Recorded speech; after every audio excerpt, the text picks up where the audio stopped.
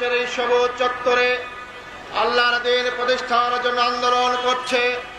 জামাত ইসলামের প্রতিষ্ঠা লগ্ন থেকে আমরা এই দেশে কোরআনের শাসন কায়েমের সংগ্রাম করছি।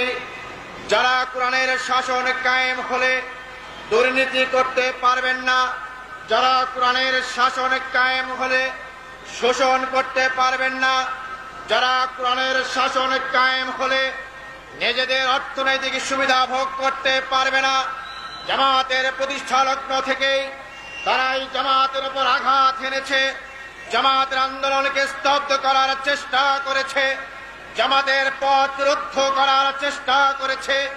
ইতিহাস সাক্ষী 41 সাল থেকে জামাত ইসলামী হাঁটি হাঁটি পা করে আজকে একটি বিজয়ী শক্তি হিসেবে আত্মপ্রকাশ করছে। বিশ্বব্যাপী যেমন ইসলামের পুনর্জাগরণ সৃষ্টি হয়েছে, বাংলাদেশ পৃথিবীর দ্বিতীয় বৃহত্তম মুসলিম দেশ হিসেবে সকল মুসলিম বিশ্ব থেকে বিচ্ছিন্ন হয়ে আধিপত্যের পাশে এই বাংলাদেশের জমিনে আজ ইসলাম একটি বিজয়ী শক্তি হিসাবে আত্মপ্রকাশ করছে। আর সেই লগ্নেই ইসলামকে যারা বরদাস্ত করে না, ইসলাম কায়েম হতে চায় যারা চায় না, তারাই আমার জয়নাল ভাইকে হত্যা করেছে, তারাই জয়নাল ভাইয়ের উপর বোমা ছেড়েছে। আজকের এই সমাবেশ থেকে স্পষ্ট বলতে চাই, এক জয়নাল ভাইকে হত্যা করে জামাত ইসলামের আন্দোলনকে স্তব্ধ করা যাবে না। শিবিরের 70 জনকে হত্যা করা হয়েছে, জামাতের 18 জনকে হত্যা করা হয়েছে।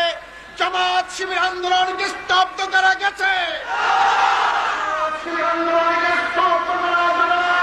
জামাতের আন্দোলন খরস্রোতা নদীর মতো, খরস্রোতা নদীর সামনে পথ দিবে না, সেই পথ দিয়ে ঢাকা না, পথ ভেঙে নদীর স্রোতার দ্বন্দ্বভাবে চলতে থাকে। ইসলামের আন্দোলন একটি খরস্রোতা নদী, এই নদীর সামনে যতই সাম্রাজ্যবাদী শক্তি, আধিপত্যবাদী শক্তি, মৌলবাদের সাম্প্রদায়িকতা, জেল জুলুম হত্যার মাধ্যমে বাদ দেওয়ার চেষ্টা করা হোক না কেন, এই পথে ইসলামকে স্তব্ধ করা যাবে না। সংগ্রামী ভাই সব জয়েন